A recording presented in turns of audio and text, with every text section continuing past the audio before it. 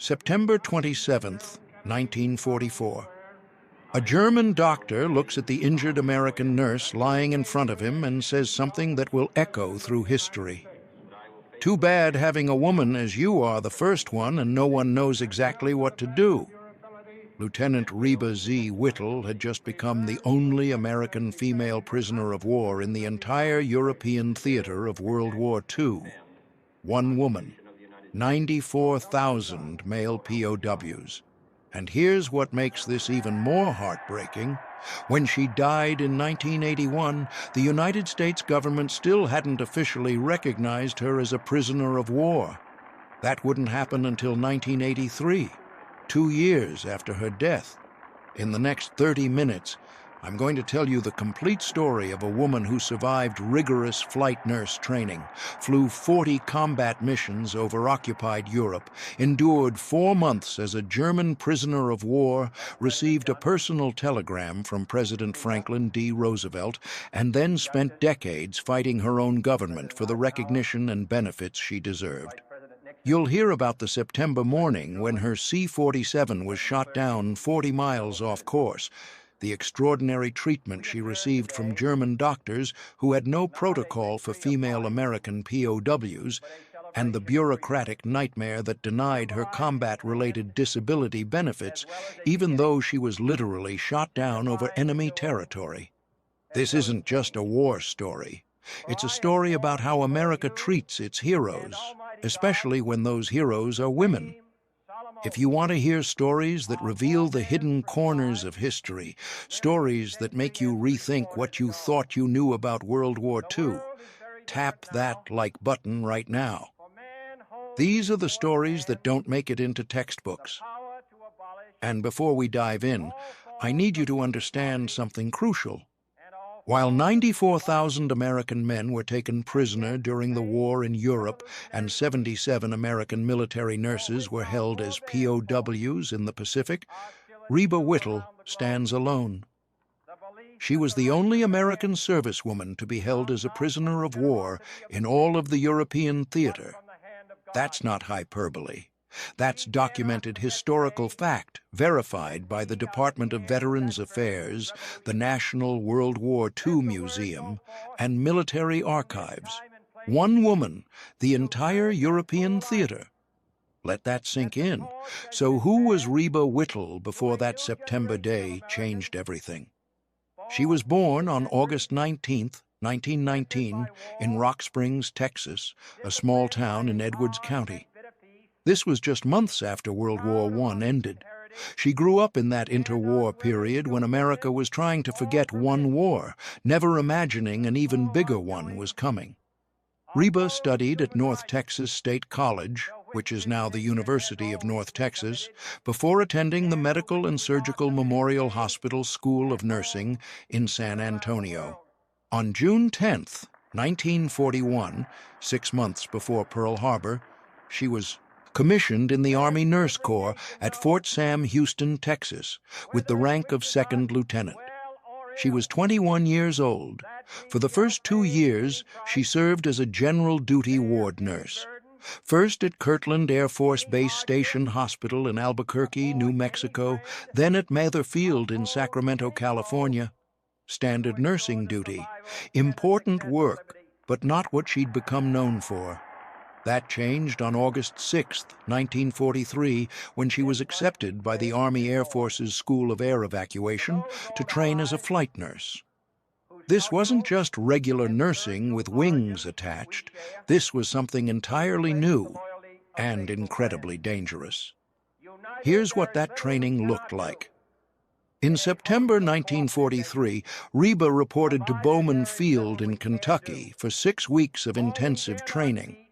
And when I say intensive, I mean they put these nurses through military combat training, calisthenics, long hikes, camping in field conditions, guard duty, obstacle courses. And here's the part that really drives it home. They had to crawl under barbed wire with live machine gun fire overhead. The Army wanted these women proficient at loading and unloading patients under any conditions and administering all types of medical care without doctors present. They were training them for war. Think about what this meant in 1943. The Army was taking nurses, women who had been trained to work in hospitals in sterile environments with doctors present, and putting them through the same physical training as combat soldiers. They had to learn to function in the back of a moving aircraft. They had to learn to stabilize patients during turbulence, during evasive maneuvers, sometimes while the plane was taking fire. They had to make life or death medical decisions alone, without a doctor to consult, at 10,000 feet. They learned how to load a stretcher patient through the cargo door of a C-47 in under 60 seconds. They learned how to administer morphine, change dressings, stop bleeding, treat shock, all while the aircraft was banking, diving, or climbing. This wasn't nursing as it had ever been practiced before. This was combat medicine in 3 dimensions. Remember what you clicked for. The only American woman POW in all of Europe, we're about to see exactly how an ordinary Texas nurse became that impossible statistic. November 26, 1943. Reba graduated with excellent grades. On January 22, 1944, she departed for England aboard the RMS Queen Mary with 25 other flight nurses of the 813 Medical Air Evacuation Transport Squadron. Picture this. The Queen Mary, one of the great ocean liners, converted to a troop transport carrying these young American nurses across the Atlantic to a war zone. The 813 Mates was initially based at RAF Balderton in Nottinghamshire, then later at RAF Grove in Oxfordshire. Between January and September 1944, Reba Whittle flew 40 missions, logging over 500 hours of flight time. 40 missions. Think about what that means. 40 times she flew into or near combat zones in an unarmed aircraft to evacuate wounded soldiers. Drop a comment right now if you've ever heard this story before, because I'm betting most of you haven't. The flight nurses of World War II are one of the great untold stories of that war. And before we go further, hit that subscribe button because I'm bringing you more of these forgotten stories every week. The stories that textbooks skip, the stories that reveal what really happened. Let me give you context about what flight nursing meant in World War II. In November 1941, the U.S. Army Air Force authorized the Medical Air Ambulance Squadron. The Army School of Air Evacuation was established in 1942 at Bowman Field in Louisville, Kentucky. 30 U.S. Medical Air Evacuation Transport Squadrons served in World War II in every combat theater.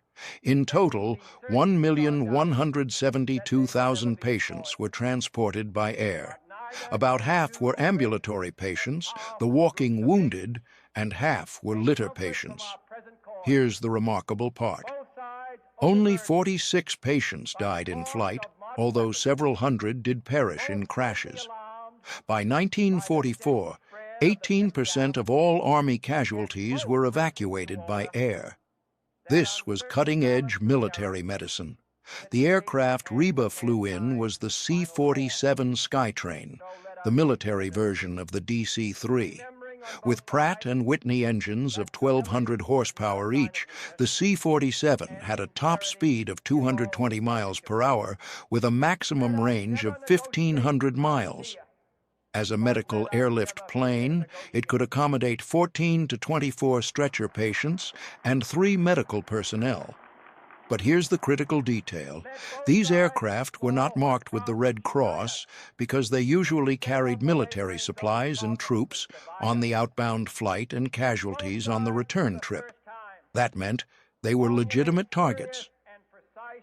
The C-47 was the workhorse of the Allied Air Forces. Built in Long Beach, California, and Tulsa, Oklahoma, about 11,000 of these aircraft rolled off assembly lines and served in every theater of the war. The military modifications included a cargo door, a strengthened floor to handle heavy loads, a shortened tail cone for glider towing shackles, and an astrodome in the cabin roof for navigation. These planes flew the D-Day paratroopers into Normandy. They towed gliders into combat. They dropped supplies to surrounded troops, and they evacuated the wounded. When you flew in a C-47 as a flight nurse, you were in one of the most versatile and vulnerable aircraft in the war. No armor, no defensive weapons, just aluminum skin and 2 engines between you and the ground. Every flight was a calculated risk. 16 flight nurses lost their lives during the war. Lieutenant Ruth Gardner of the 805. Mates was the first flight nurse killed in a plane crash in Alaska on July 27, 1943. Flight nurse Lieutenant Aleda Lutz of 802, Medical Air Evacuation Transport Squadron, was killed in a plane crash in France on November 1, 1944. These weren't just nurses. They were combat personnel flying into danger zones repeatedly. And Reba Whittle had already completed 40 of these missions when September 27, 1944 arrived. That morning, Reba was looking forward to the next day. She had plans to meet her fiancé, Lieutenant Colonel Stanley Tobiason, and travel to London to purchase a wedding ring. Just think about that human detail for a moment. She's in the middle of a war, flying combat missions, and she's planning her wedding. She's thinking about her future, about life after the war, about the ring she's going to buy tomorrow. Tomorrow never came. At least not the tomorrow she was planning. The mission that day was supposed to be routine, if any mission into a war zone can be called routine. The C-47, nicknamed Mary, with tail number 43-48395, was heading to Advanced Landing Ground A-92 at St. Trond, Belgium, to collect casualties. The crew consisted of 4 flight crew members, 1 surgical technician, Sergeant Jonathan Hill, and 1 flight nurse, Lieutenant Reba Whittle. 6 people total. Reba was sleeping in the back of the hospital plane when it happened. Here's how she described it in her diary. "I was sleeping quite soundly in the back of our hospital plane until suddenly awakened by terrific sounds of guns and cracklings of the plane as if it had gone into bits. The C-47 had been hit by German flak. The aircraft crashed about 4 kilometers, that's 2.5 miles, outside Aachen, Germany. They were approximately 40 miles off course, and this is crucial context. Aachen was a heavily defended German city near the borders of Belgium and the Netherlands. They weren't just off course, they were deep in the wrong territory. 1 pilot was killed, the other pilot and Sergeant Hill were wounded. Reba sustained multiple injuries, including a concussion and lacerations on her face and back. She was bleeding and didn't even realize it until a German soldier suddenly stepped forward, set down his rifle, grabbed a bandage out of his bag, and began to wrap it around her head. That moment, an enemy soldier providing first aid. That's your first glimpse into how strange and unprecedented this entire situation was going to become. The survivors were taken to a nearby hospital. That's where the German doctor spoke those words I opened with. Too bad having a woman as you are the first one and no one knows exactly what to do. He wasn't being cruel. He was being honest. Germany was a signatory to the Geneva Conventions regarding the health and welfare of prisoners of war. They felt compelled to provide safety and comfort as best as war conditions allowed. But they had never dealt with an American female military prisoner. Never. They literally had no protocol. This is the moment from the thumbnail, when that German doctor realized he had the first and only American woman prisoner. No protocol, no precedent, just Reba Whittle, alone in history. Hit that notification bell right now because you need to hear the rest of this story.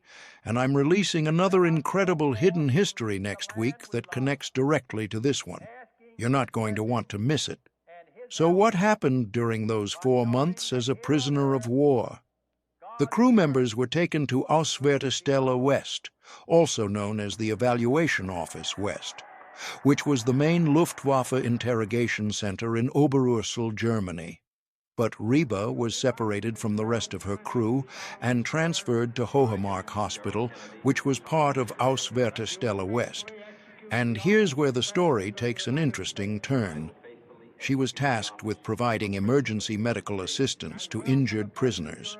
She was a prisoner, but she was also a nurse, and they needed nurses. On October 6, 1944, she was transferred to Reserve Lazarett 9CA at Obermarsfeld, Germany.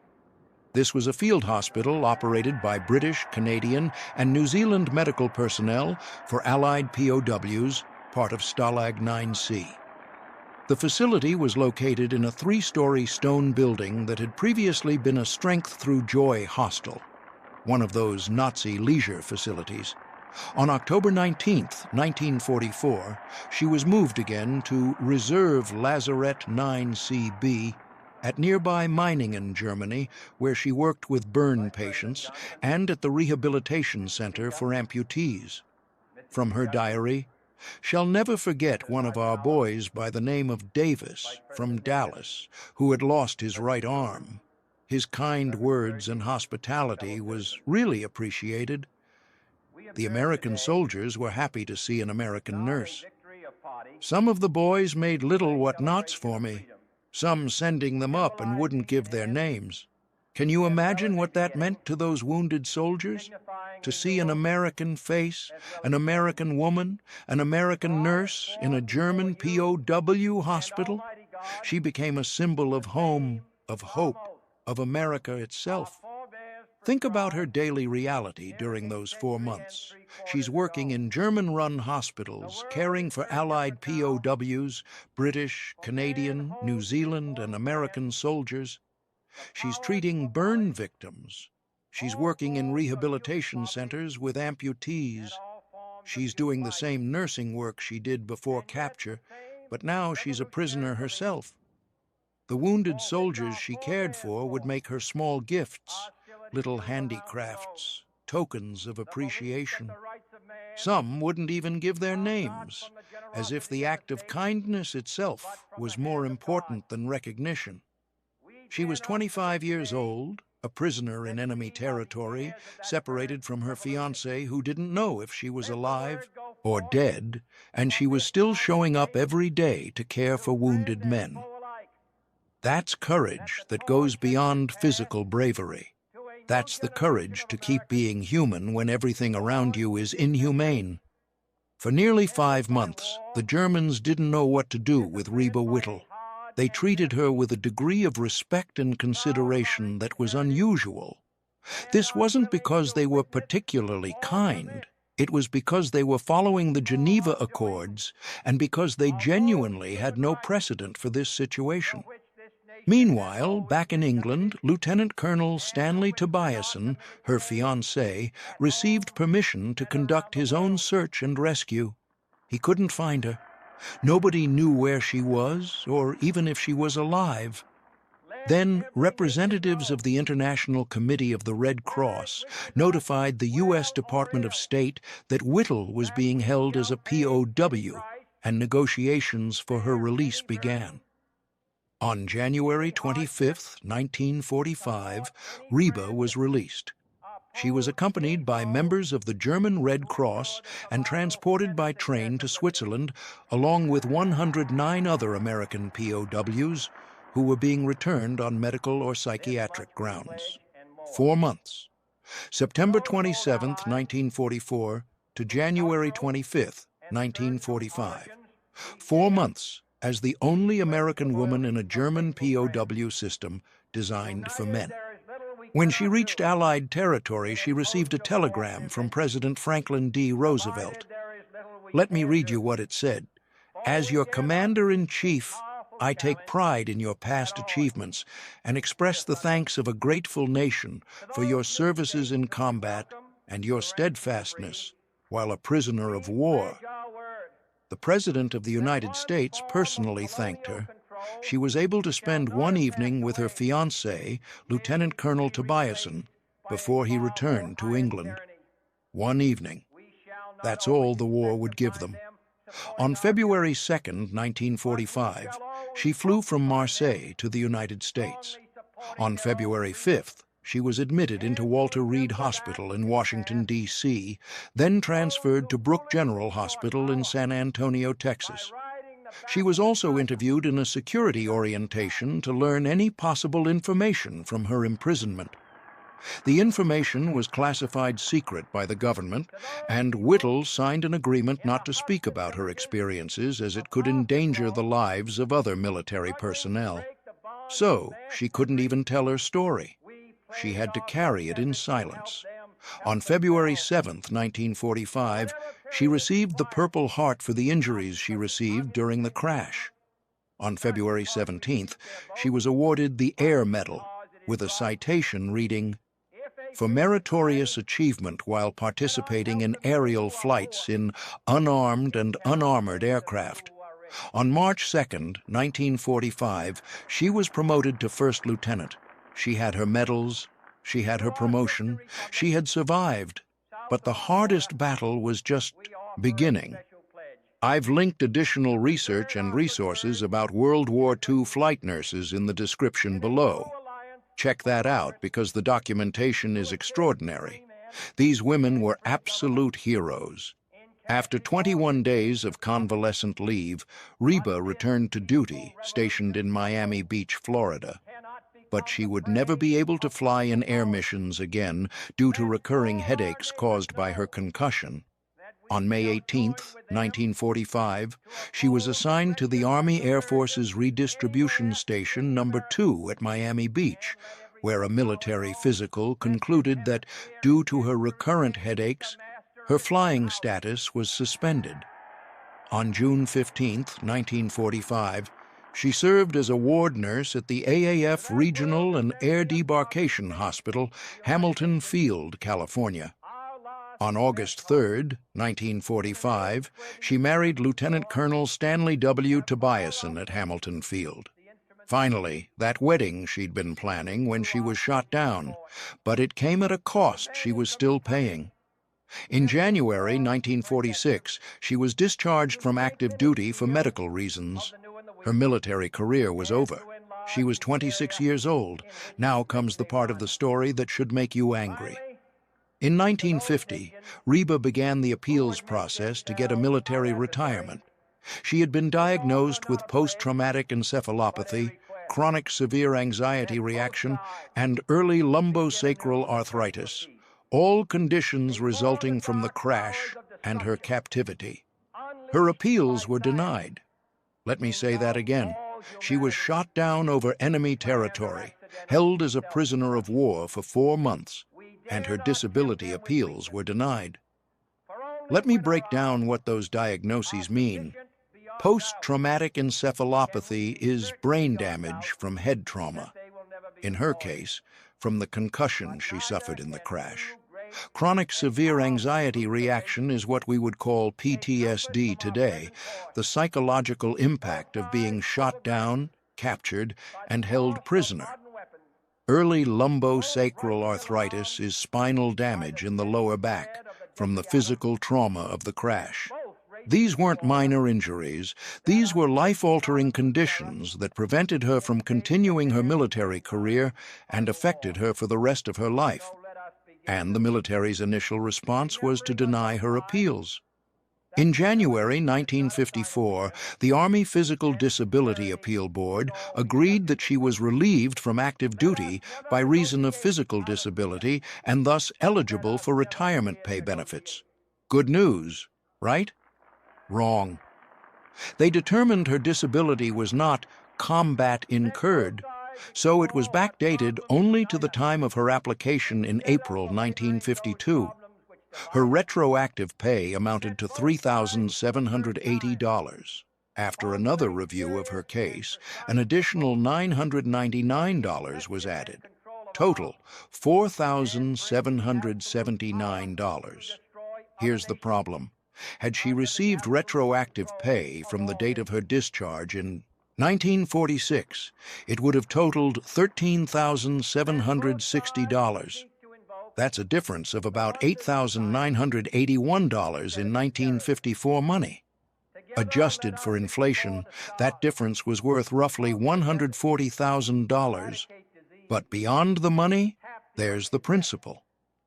How was her disability not combat incurred? She was shot down by enemy fire. She was held as a prisoner of war. What possible definition of combat incurred doesn't include being shot down by the enemy? In 1960, she appealed for the full amount of retroactive pay. It was rejected. Reba made no further attempts to pursue her case. She gave up fighting. Can you blame her? She'd been fighting since 1950, 10 years of bureaucratic battles after surviving an actual war. She and Colonel Tobiasen had 2 sons. One of them became a naval aviator and served in Vietnam. The family lived in Fair Oaks, Sacramento County, California. Reba never discussed her POW experiences with her sons. She kept it locked inside, that classified story she'd signed an agreement not to tell, that trauma the government didn't recognize as combat-related. On January 26, 1981, Reba Whittle Tobiasen died of cancer in Sacramento County, California. She was 61 years old. She was buried with full military honors at the San Francisco National Cemetery, located in the Presidio of San Francisco, California. Full military honors, but still officially not recognized as a prisoner of war. Know someone who needs to hear this story? Share this video right now. These stories matter. These women matter. And the more people who know these stories, the less likely we are to repeat these injustices. 2 years after Reba died, something remarkable happened. In April 1983, Colonel Tobiasen, her widower, wrote to the Department of the Army. The trigger was an announcement about honoring the Army and Navy nurses captured and imprisoned by the Japanese. The announcement stated that the Department of Defense and the Veterans Administration knew of no other American military women to have been taken prisoner. Stanley Tobiasen knew that was wrong. His wife had been taken prisoner, and the United States government was pretending she didn't exist. Let me give you context about those other nurses. Among the more than 27,000 American military personnel held as POWs in the Pacific were 77 U.S. military nurses, 68 Army nurses, and 11 Navy nurses. They became known as the Angels of Bataan and Corregidor. Taken prisoner in the Philippines in May 1942, the nurses were separated from their male counterparts and held with civilian POWs in the Santo Tomas and Los Baños internment camps. They were held until February 1945. Miraculously, all 77 nurses survived, and in 1983, almost 40 years after World War II, the Army finally recognized these nurses as POWs. Here's what makes their survival remarkable. Historian Elizabeth M. Norman put it this way: there were 77 American women who became POWs, and there were 77 who walked out in 1945. This is unprecedented, particularly for women who had no formal survival training. These women survived 3 years of captivity in Japanese prison camps. 3 years. Reba Whittle survived 4 months in German custody. The Pacific nurses endured malnutrition, disease, brutal conditions, and the constant threat of violence. Every single one of them lived, and yet it took until 1983 for the Army to officially recognize them as prisoners of war. 40 years of bureaucratic denial, 40 years of fighting for recognition that should have been automatic, but the announcement made no mention of Reba Whittle.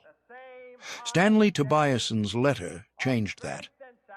On September 2, 1983, Reba Z. Whittle was finally given official prisoner of war status, 2 years after her death. She never knew. She died thinking her country didn't recognize her service, didn't acknowledge her captivity, didn't believe her disability was combat-related.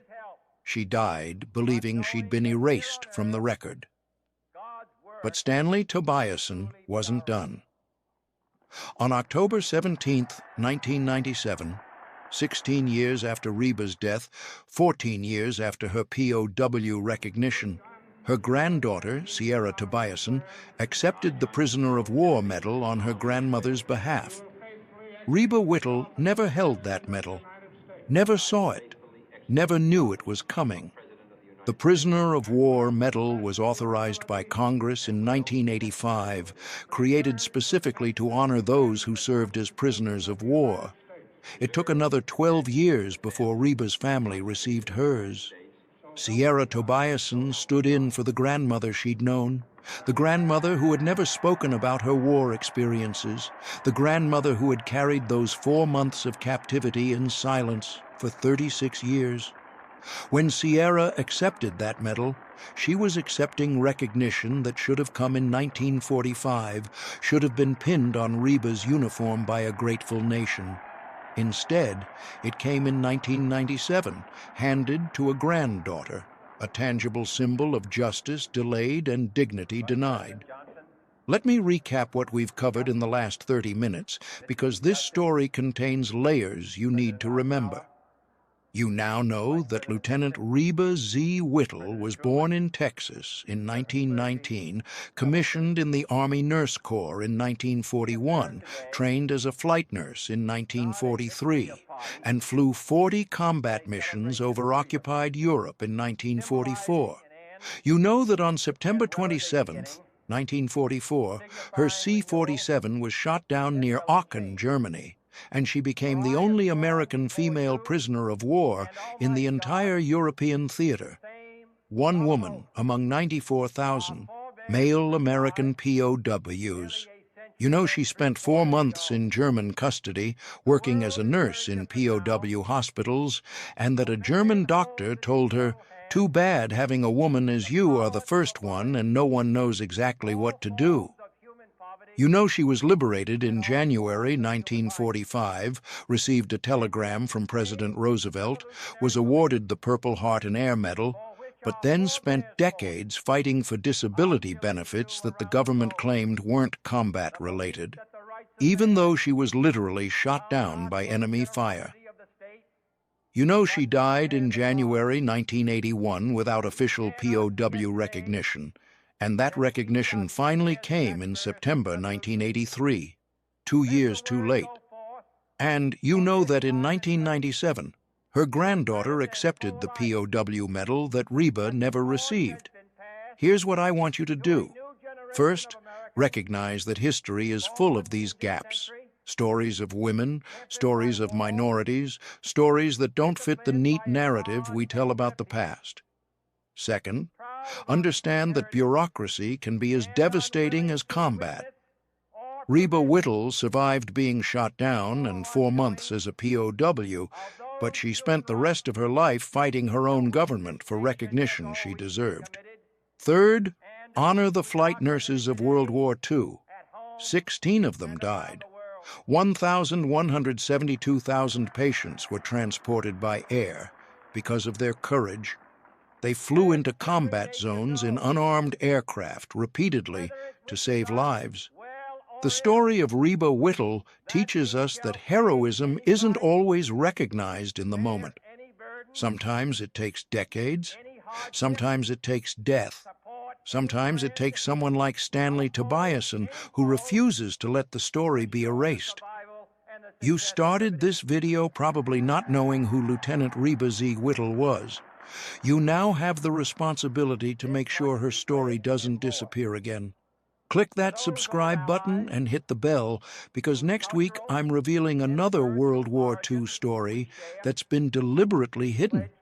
The story of the unit that didn't officially exist but changed the course of the war in the Pacific. You're going to want to see that one. Share this video with someone who loves history, someone who served in the military, someone who needs to understand that the real heroes are often the ones we've